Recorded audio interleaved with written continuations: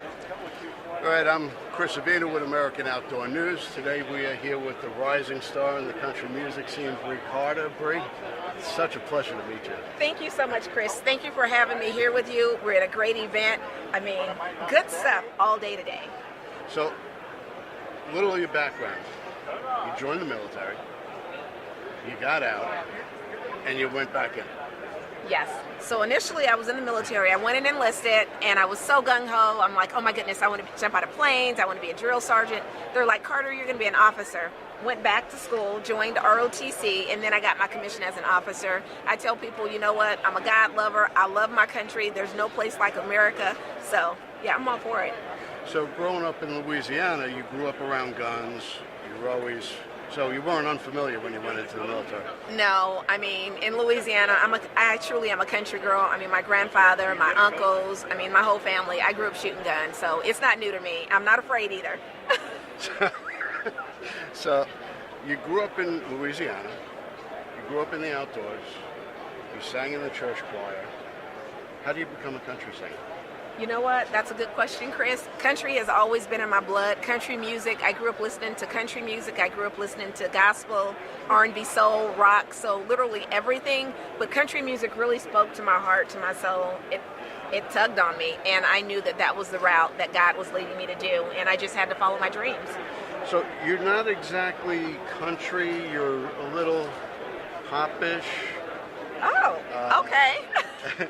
So you're a mix of music. I'd like to say I'm a mix of music, but primarily country. Don't make no mistake about that.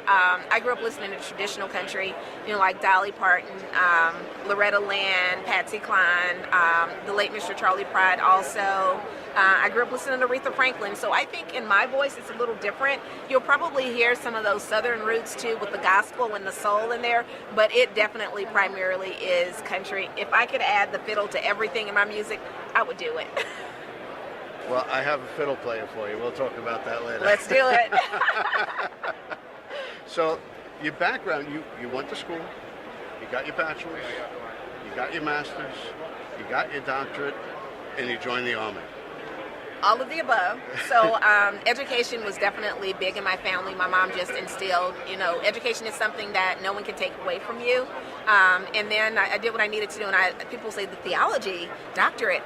I'm a God lover. I mean, I grew up in the church. I grew up being a lover of God. My ministry, my meditation, it's just so important to me and my foundation, and it's just always been a part of me, and I just wanted to learn more about it. And that actually just led me to country music. And you know, you're asking about my country roots. I mean, being a southern Louisiana girl, I mean, fishing is my mom's favorite pastime. Anytime I see her, she wants to go do that. So I grew up, you know, being in Louisiana, they call it sportsman's paradise. So hunting, fishing, all of that stuff, the outdoors. You know, I have a fifth wheel. I love to go camping. So I love the outdoors. This is my life. So, being a theology major, that's what you did your doctorate in. How has that affected your music? I think it's affected my music in the fact that it's who we are. It's the foundation of knowing, and just in anything that I do, even with my music, just being led by God, and even my the stories in my songs that I sing and that I write about. But not only that, just realizing that although theology, ministry, and I say I'm a God lover, I'm perfect by no means. We've all made mistakes. I have flaws and faults, but hey, I own it, and I'm here today, and I'm just thankful and grateful.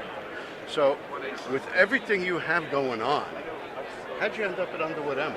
That's a good question. Underwood Ammo, definitely. I think everything that I've done up until this point, it's led me to here. A really good friend of mine, actually it does marketing with Underwood Ammo. She said, oh my goodness, I have this great opportunity. I want you to meet these guys. I think they'd be interested, just with my background with the military, country music, and just who I am. And hey, it was meant to be, and here I am. Go Underwood Ammo. Well, I got to say, I am standing next to a rising star in the Thank country you so music much. scene. You have so much going on, and like I told you before, I am willing to move to Nashville. Hey, come on down. And, you know, it's my next ex-wife. American Outdoor News. Go to our site, AmericanOutdoorNews.com. And where can we find you and your music? You can find me, BreiCarter.com. That's BreiCarter, BreiCarter.com. I'm on all the platforms, streaming, download, like, love. Follow me. DM me, send me messages. I'll follow back and just support me. Check it out. You are not going to be disappointed. Thanks again. We love our children. We protect them. We guide them. We prepare them for life in the world. With all that we do, from deep in our hearts, we cannot control all things. Life-threatening illnesses and disabilities affect far too many of our children each year. While we cannot change the circumstance, we can make dreams come true. Dreams to provide hope, to provide spiritual healing and strength, to provide moments of happiness and relief in the hardest of times. We can give a glimmer of light and hope in a time of darkness and despair. Join huntofalifetime.org to help make dreams come true, to provide hope for children with life-threatening illnesses and disabilities. Hunt of a Lifetime is a non-profit organization fulfilling dreams for hunting and fishing trips to youth 21 and under with life-threatening illnesses and disabilities. Visit huntofalifetime.org to learn how you can make a difference.